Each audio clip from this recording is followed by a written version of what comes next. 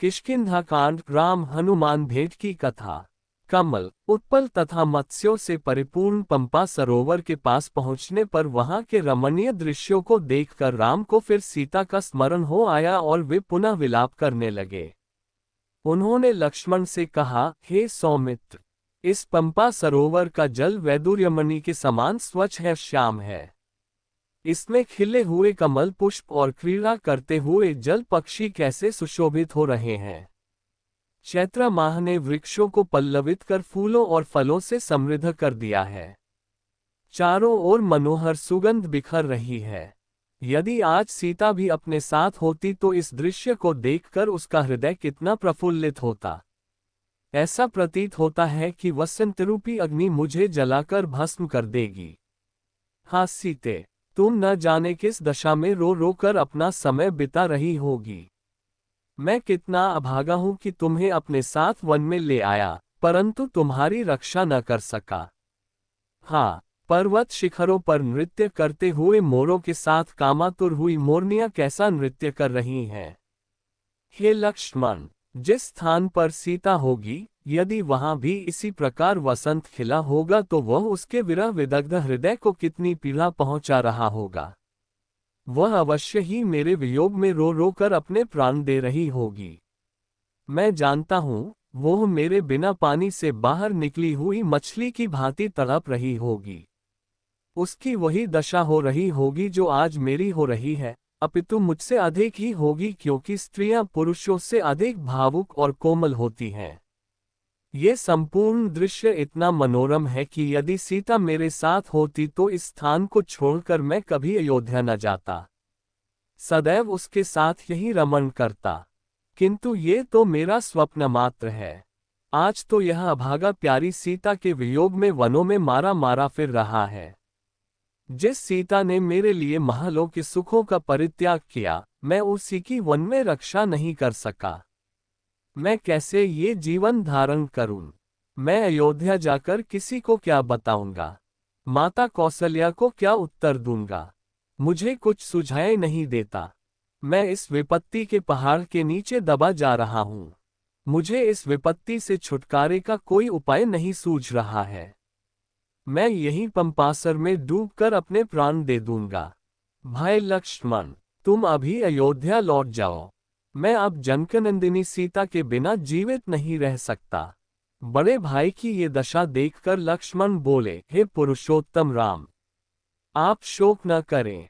हे तात रघुनंदन, आप यदि रावण पाताल में या उससे भी अधिक दूर चला जाए तो भी वह अब किसी भी तरह से जीवित नहीं रह सकता। आप पहले उस पापी राक्षस का पता लगाइए, फिर वह सीता को वापस करेगा या अपने प्राणों से हाथ धो बैठेगा। आप तो अत्यंत धैर्यवान पुरुष हैं। आपको ऐसी विपत्ति में सदैव धैर्य रखना चाहिए। हम लोग अपने धैर्य, उत्साह और पुरुषार्थ के बल पर ही रावण को परास्त करके सीता को मुक्त करा सकेंगे। आप धैर्य धारण करें। लक्ष्मण के इस प्रकार से समझाने पर अत्यंत संतप्त राम ने शोक और मोह का परित्याग करके धैर्य धारण किया। वे पंपा सरोवर को लांघ कर आगे बढ़े। चलते चलते जब वे ऋष्यमुख पर्वत के निकट पहुंचे तो अपने साथियों के साथ उस पर्वत पर विचरण करने वाले बलवान वानरराज सुग्रीव ने इन दोनों तेजस्वी युवकों को देखा। इन्हें देखकर सुग्रीव के मन में शंका हुई और उन्होंने अपने मंत्रियों से कहा, निश्चय ही वाली ने इन दोनों धनुर्धारी वीरों को छद्मवेश में भेजा है। भयभीत होकर सुग्रीव अपने मंत्रियों के साथ ऋष्यमुख पर्वत के शिखर चले गए। सुग्रीव को इस प्रकार चिंतित देखकर वाक्पटु हनुमान बोले, हे वानराधिपते, वाली तो शापवश यहाँ आ ही नहीं सकता, आप सहसा ऐसे चिंतित क्यों हो रहे हैं?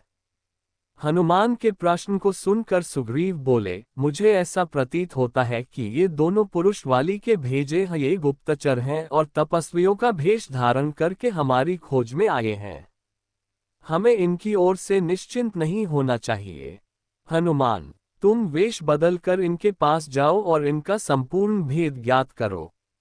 यदि मेरा संदेह ठीक हो तो शीघ्र इस विषय में कुछ करना।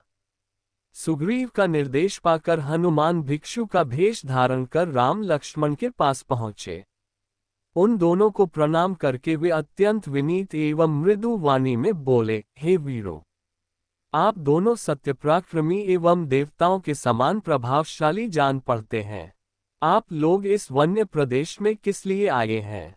आपके अंगों की कांति सुवर्ण के समान प्रकाशित हो रही है। आपकी विशाल भुजाओं और वीर वेश को देखकर ऐसा प्रतीत होता है कि आप इंद्र को भी परास्त करने की क्षमता रखते हैं, परंतु फिर भी आपका मुखमंडल कुम्हलाया हुआ है और आप ठंडी सांसें भर रहे हैं। इसका क्या कारण है? कृपया आप अपना परिचय दीजिए। आप इस प्रकार मौन क्यों हैं? यहाँ पर्वत पर वानरश्रेष्ठ सुग्रीव रहते हैं। उनके भाई वाली ने उन्हें घर से निकाल दिया है। वानशिरोमणि सुग्रीव आप दोनों से मित्रता करना चाहते हैं। उन्हीं की आज्ञा से मैं आपका परिचय प्राप्त करने के लिए यहाँ आया हूँ। मैं वायुदेवता का पुत्र हूँ और मेरा नाम हनुमान है। मैं भी वानर जाति का हूँ। अब आप कृपया अपना परिचय दीजिए। मैं सुग्रीव का मंत्री हूँ और इच्छानुकूल वेश बदलने की क्षमता रखता हूँ। मैंने आपको सब कुछ बता दिया है। आशा है आप भी अपना परिचय देकर मुझे कृतार्थ करेंगे और वन में पधारने का कारण बताएंगे। हनुमान की चतुराई भरी स्पष्ट बातों को सुनकर राम ने लक्ष्मण से कहा, हे सौमित्र, इनकी बातों से मुझे पूर्ण विश्वास हो गया है कि ये महामनस्वी वानरराज सुग्रीव के सचिव हैं और उन्हीं के हित के लिए यहाँ आए हैं। इसलिए तुम निर्भय होकर इन्हें सब कुछ बता दो। राम की आज्ञा पाकर लक्ष्मण हनुमान से बोले, हे वानर श्रेष्ठ, सुग्रीव के गुणों से हम परिचित हो चुके हैं। हम उन्हें ही खोजते हुए यहाँ तक आए हैं। आप सुग्रीव के कथनानुसार जब मैथिली की बात चला रहे हैं वह हमें स्वीकार है। हम अयोध्यापति महाराज दशरथ के पुत्र हैं। ये श्री रामचंद्र जी उनके ज्येष्ठ पुत्र और मैं इनका छोटा भाई लक्ष्मण हूँ। 14 वर्ष का वनवास पाकर ये वन में रहने के लिए अपनी धर्मपत्नी सीता और मेरे साथ आए थे। रावण ने सीता जी का हरण कर लिया है। इसी विचार से कि संभवतः वे हमारी सहायता कर सकें, हम लोग महाराज सुग्रीव के पास आए हैं। हे वानर राज, जिस चक्रवर्ती सम्राट दशरथ के चरणों में संपूर्ण भूमंडल के राजा महाराजा सिर झुकाते थे और उनके शरणागत होते थे, उन्हीं महाराज के ज्येष्ठ पुत्र आज समय के फेर से सुग्रीव की शरण में आए हैं, ताकि महाराज सुग्रीव अपने दलबल सहित इनकी सहायता करें।